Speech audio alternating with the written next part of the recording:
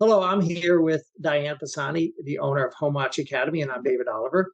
And I have the pleasure of talking with Diane today, and she's going to share some of her business knowledge and her home watch knowledge with us so that we can use that knowledge to help further our businesses and our lives.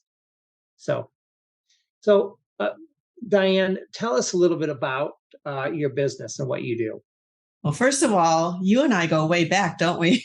We do, yes, yes. We've known each other for close to 10 years, I think. At least 10 years, many years ago. So the short story. So been a business owner since 2006. No, I'm sorry. Been a business owner since 1986. Had a travel agency for 17 years in Indiana, moved to Florida and learned about home watch. So I started a home watch company with a business partner in 2006. That's where that came from.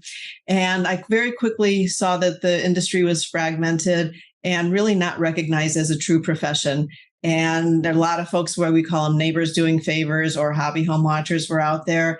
And I started training people to start to grow and launch and grow their own home watch companies in 2008, and did that for many years in my classroom in Naples. And that would have been during the time that we first met.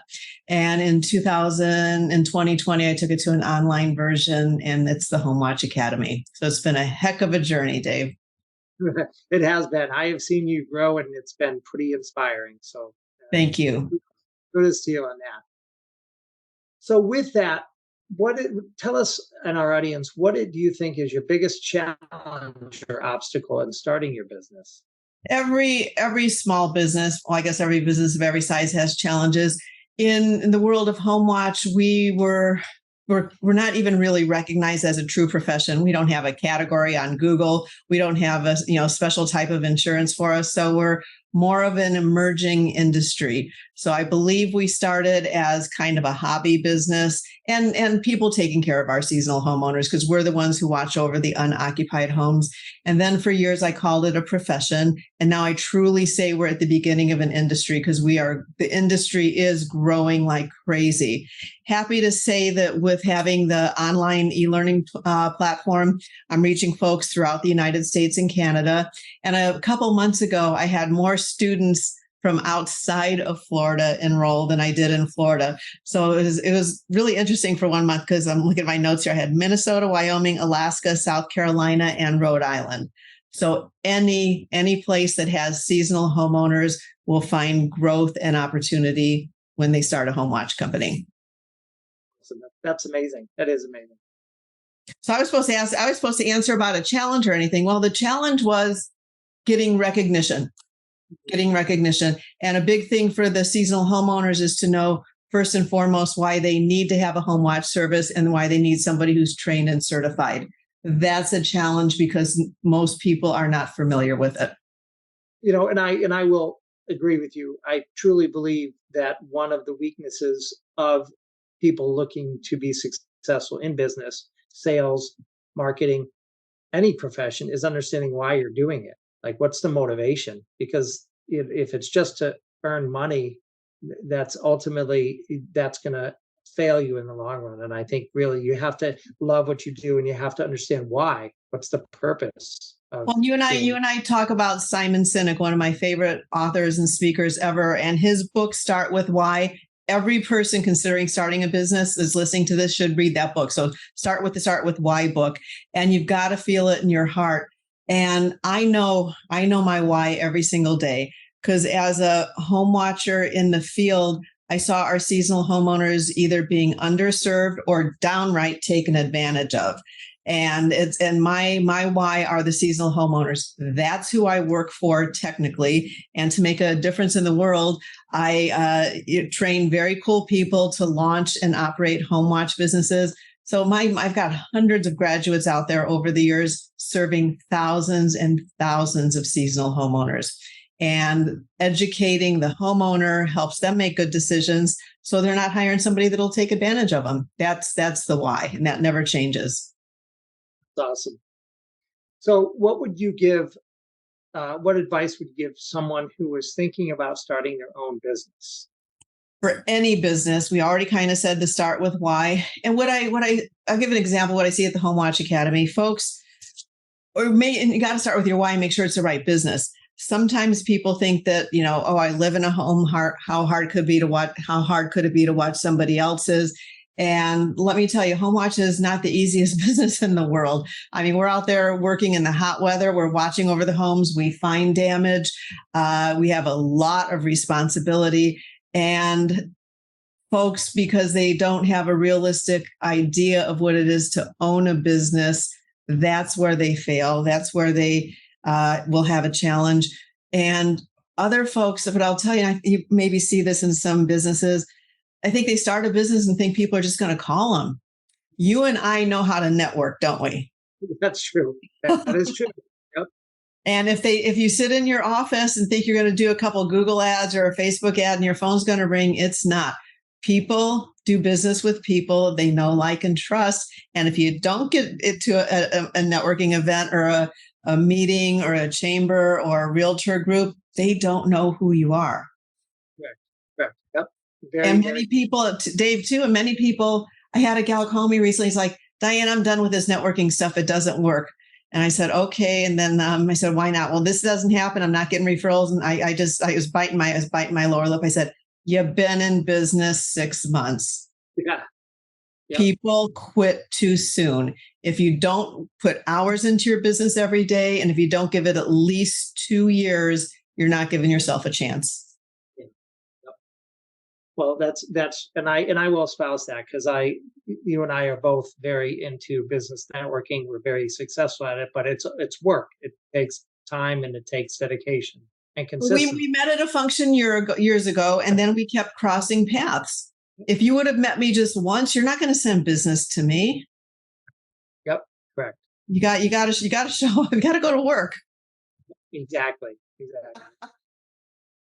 So with that being said, and your work as home watch, what's one piece of advice you'd give to seasonal homeowners? Just one? You could give more than one.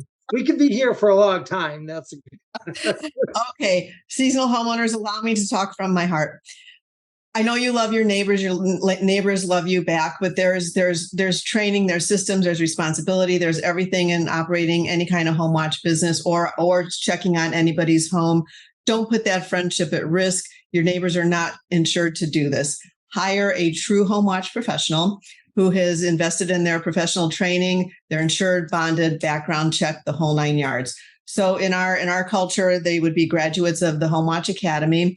Their next step after they establish their business is to join our professional organization, which is the Home Watch Network. And that's where they earn the certification designation of Certified Home Watch Reporter.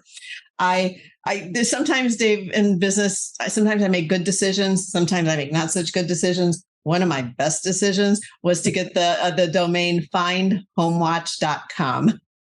So www.findhomewatch.com will lead the homeowner to our Find Home Watch website. There is my ebook called The Ultimate Home Watch Interview Guide. And that tells the homeowner what to expect to pay, what questions to ask during the interview, and more important, what answers to expect. Ask that home watcher for their insurance. If they're on that website as a certified home watch reporter, they have the credentials. Interview, I follow the rule of 3 in business and life. Interview at least three home watchers. Ask the same questions to all of them, and then hire whoever you click with the best. And last but not least, to the homeowners, there are certain things that you can be frugal in a lot of things, but don't cheap out on home watch. They're going to find people out there, they're maybe charging $15 or $20 for a home watch visit. Trust me, if they're that inexpensive, they're not trained, they're not insured properly, nothing. So expect anywhere. I'm going to tell you, back in 2004, I worked for a home watch company before I opened my business. In 2004, we were at $40 per visit, that many years ago. And the going rate now for home watch here in 2023, $50, $60, $65 per visit. Don't cheap out on it. And I'll tell you, every time I go to lunch or dinner, it's like, I just went to lunch and spent $50. So it's perspective. Yep. Now go to dinner for 2 at Trulux and get a bottle of wine, and you're going to spend $400 for a crab and stuff. So it's perspective. I appreciate you letting me share that part. Yeah, of course, of course. Okay, so the last question for today is, what is your biggest pet peeve? One of your biggest pet peeves? Well, I have a lot. No, professionally, because we had it a little bit before professionally. And you and I are both customer service oriented, where we both just like, we see things. We see things that could be done better. One of my biggest pet peeves that drives me absolutely crazy. I'm going to give you two. My first job as a kid was at McDonald's when I was my very first job ever. We were taught to double fold the bag. They don't fold the bag anymore. So they just give you the bag open. We were taught to double fold it so the French fries and burger didn't get cold. But my real pet peeve is when I say thank you and then people say no problem. I don't know where that came from. Maybe it's not a big deal, but to me, it's like, what kind of problem? What do you mean no problem? I didn't have a problem. Do I have a problem that I don't know of? So please, people, when somebody says thank you, say you're welcome. Or I worked at the Ritz-Carlton for a little while. Say my pleasure. No problem bugs me. That's a Diane thing. Okay. Hey, now I'll know if I ever talk to you about this. It's like, Okay, David, what is one of your professional pet peeves? probably being on time. Oh, yeah. It's amazing how many meetings I go to where, unfortunately, people in leadership positions will Yeah. show up late, and they'll want you to stop or wait for them until they get there. And when the meeting starts on time, it's supposed to start on time. It's respecting others and their time. So that's I'm going to go probably along with that. My business partner in my home watch company said like 10 minutes early is on time is late, and late is unacceptable. That's a good pet peeve. so. What are we missing? Thank you.